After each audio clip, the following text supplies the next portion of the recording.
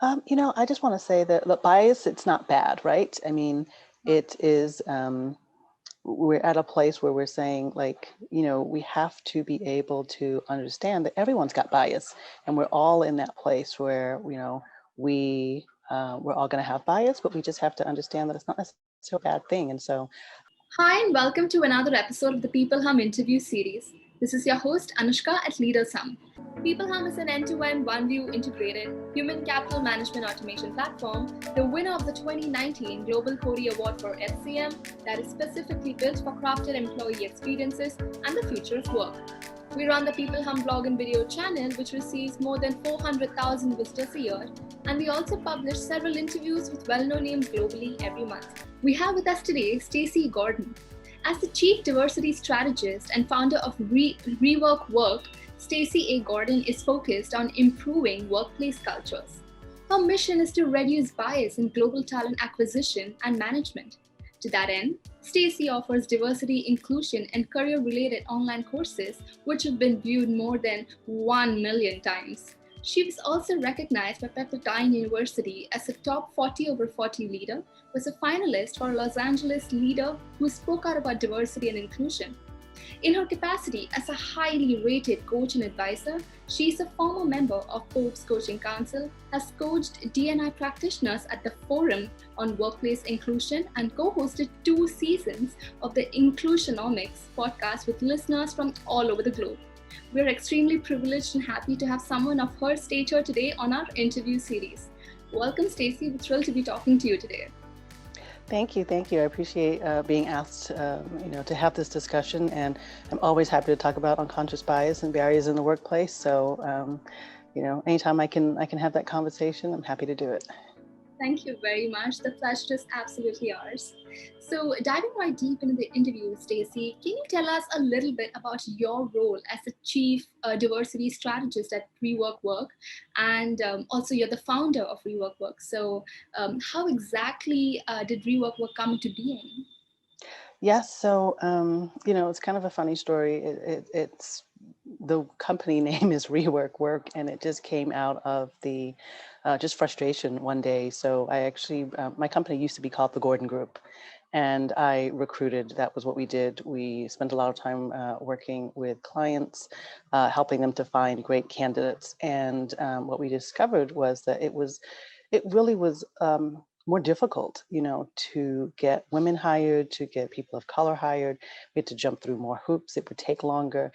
And I was like, what is the problem? And we sat down and kind of thought about it. And, one day I just said, we just need to like rework hiring. We need to rework onboarding. We need to rework advancement. And I was like, we just need to rework work. I was like, oh, that's it. That's what we're going to change the company name to. And so 2016, we changed the name to Rework Work. And it really is just born out of that passion. We kind of transitioned from recruiting to helping companies change the workplace cultures that they're recruiting people into. Because I was like, what's the point of, it being a revolving door? I recruit, I bring people in, it sucks, they leave, we rinse and repeat. And that's not what, I don't want to contribute to that cycle. Oh, that's great. And I really love how you've had so much experience, and the way you just came up with the name Rework Work. And congratulations for the success of Rework Work, Stacey. That's some really phenomenal work you're doing out there. Thank you. It's amazing because like just this morning, I got a message from somebody who said, they're using the unconscious bias training, and that it's really helped them and it's helped their team. And so it's just always inspiring to see that, and to see that, yes, it's not just, a course that's sitting out there in the internet, and, who knows who's watching it. Like, people are actually watching it. And then what's even better is they're then taking, the information and the input from that course, and they're using it.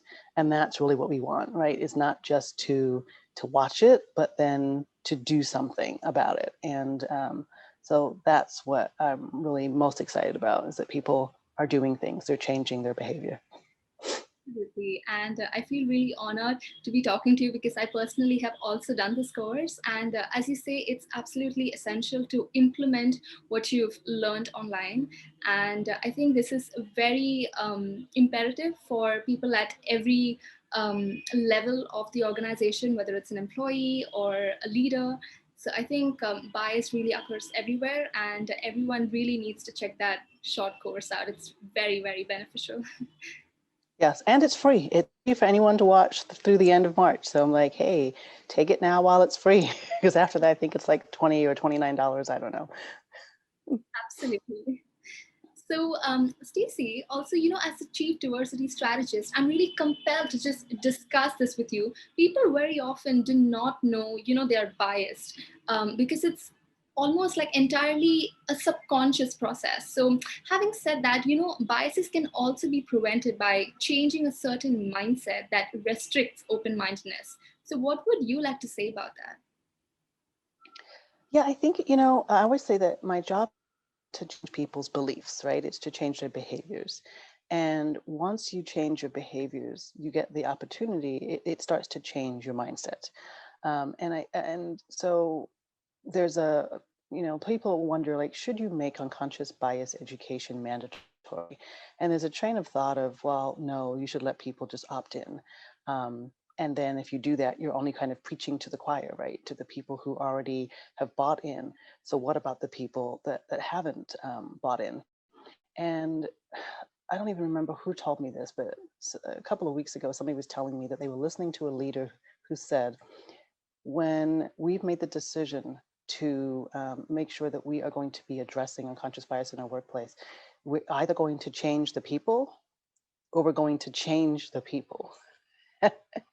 And I thought, yeah, that's exactly the thing, because I always tell people, like, look, work towards working with those people who want to hear the message, and the others are going to be sitting on the fence, right? And they're either going to join and they're going to listen into the message, or they're going to leave. And that's fine. Let them leave, right? Then this isn't the workplace for them. And it's not about creating an echo chamber where everyone is thinking the same thing and saying the same thing, but it is about creating a place where everyone at least will respect and value the input from everyone and not just from a chosen few. So that's what we're trying to do. And so, if you do it from that standpoint of not making it mandatory, that's how it works. But if you do it from a standpoint of like, okay, let's make it mandatory, then you really have to be able to address the concerns that people have who don't want to be there, right? They don't understand it. They don't know why they're there. They think this is a waste of time. They think there's better uses for, for the time and energy and resources. And I think that for those individuals, we really have to address, like, some of the issues that come up is people say, well, if it's unconscious, there's nothing we can do about it. So this is a waste of time. Or they'll say, well, you're trying to tell me that I don't know my own mind, and that's not true. And I kind of think of it like breathing, right? We subconsciously breathe in and out all the time. We don't stand around and say, breathe in, breathe out, breathe in, breathe out. But we are well aware that we are breathing. And it's the same with the unconscious biases, right? No, we don't sit around and think about them, but that's the problem, is we do have to think about it so that we can interrupt it. Um, and an example of that is actually a leader. There's a TED talk by, I'm going to forget her name now. She works for Roche Pharmaceuticals. Kristen Pressner, I believe. I think it was Kristen Pressner is her name. And there's this great TED talk where she talks about the difference between how she treated a man who came into her office, because she's the global head of HR, at least she was at the time of the TED talk.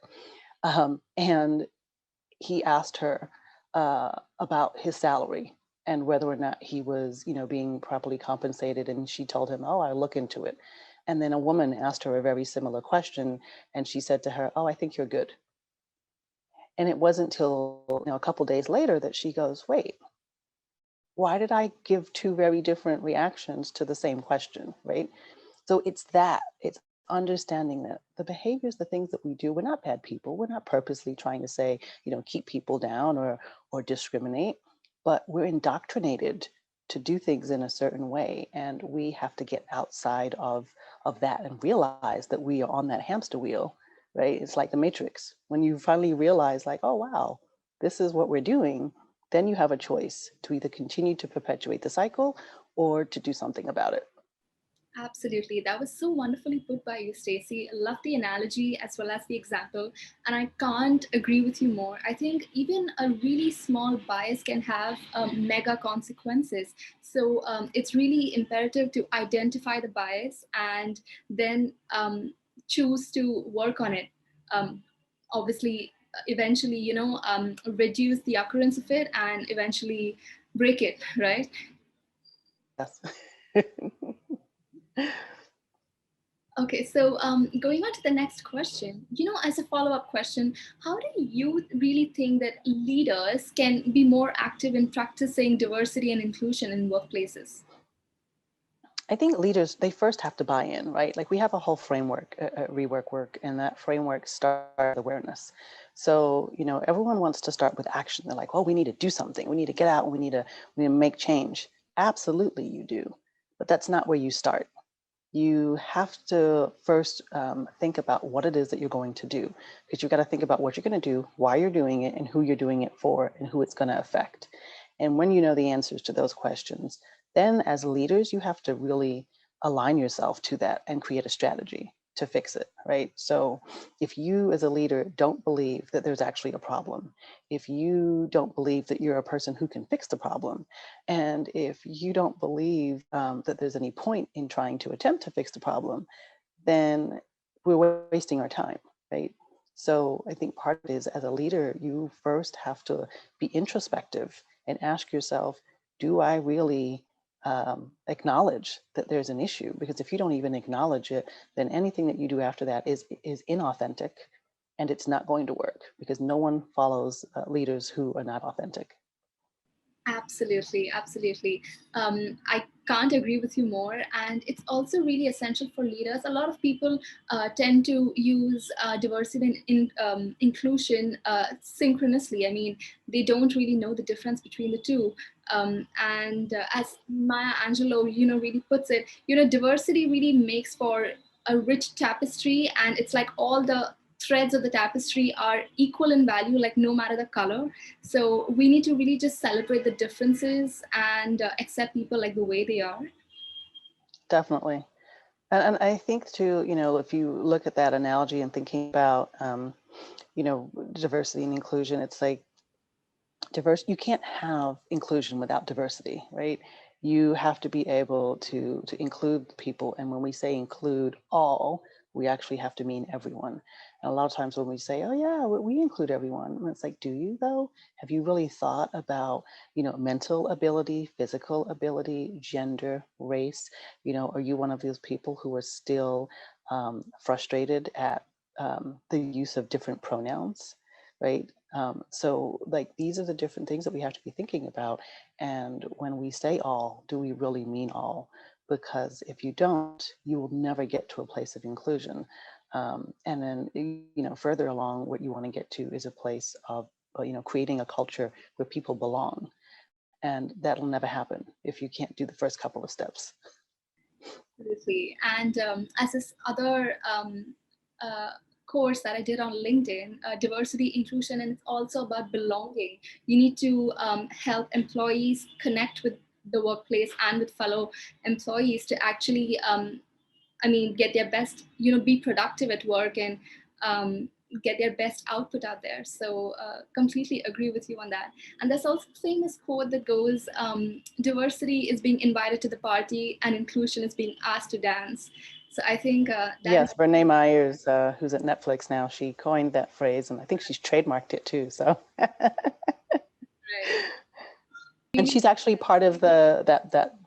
So LinkedIn has that belonging pathway, right? So Pat Pat Pat, Wadors, I believe is her last one, right? She does the course on belonging, and then Brene Myers is also included in there. She does a course, I think, along with Ariana Huffington, and so all of those courses are currently free. That whole pathway is free right now. So like I said, I encourage everyone. I'm like, hey, when stuff is free, take advantage. right. So also, shifting gears a little bit, Stacey, what is your opinion on developing leadership, especially, within those who have newly stepped into the role? Yeah, it's really important, I think, to have a leadership development plan. It's also part of the reason that, people like to say diversity doesn't work. Well, of course, diversity doesn't work because you're trying to, uh, you know, put diversity and inclusion principles on top of broken leadership principles. So when you haven't properly developed your leadership, you can't add the other items that are necessary. You're putting it on top of a broken foundation, and we don't spend enough time developing leaders. We just take someone who used to be a great performer and we go, oh, they're really good at what they do, let's them have them lead others and teach them how to do it. But you don't know if they actually know how to teach others to do what they do. Some people are just innately good at what they do, and so without appropriate development programs, you're going to have a big mess, which is what we get. And it's the same with diversity. It's not about a one and done. You can't just do a leadership development program one time and go, okay, that was awesome. Now you know how to lead, right? It doesn't work. It has to be ongoing. And I think that companies have really gotten away from providing the kind of development that's necessary. Back in the day, you used to have a lot of internal development programs, rotational programs. People would, get on the job training. Now companies expect that you're going to show up and know how to do everything, and it's just unrealistic. And it's just setting these expectations where, of course, people are going to fail. Absolutely. And I can't agree with you more. And that was a really crisp answer that you provided us with. So true, totally. I completely agree with you, Stacey. And just to kind of wrap this interview up, do you have any passing remarks you'd like to leave with our audience? I just want to say that the bias, it's not bad, right? I mean, it is. We're at a place where we're saying, like, we have to be able to understand that everyone's got bias, and we're all in that place where we're all going to have bias, but we just have to understand that it's not necessarily a bad thing. And so I do say my book is coming out March 30th that talks about bias. And so if you have the opportunity to pick that up, love to get that support. Wow, we'll surely do that. I'm sure our audience are gonna benefit from that book, and I personally would really love to read it, Stacey.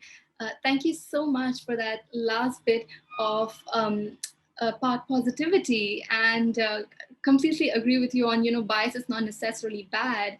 And great, thank you so much for taking out the time to talk to us today, Stacey. I had a wonderful time interviewing you, and I just got to learn so much more than just the LinkedIn course. So I'm really privileged. Thanks a lot. Thank you.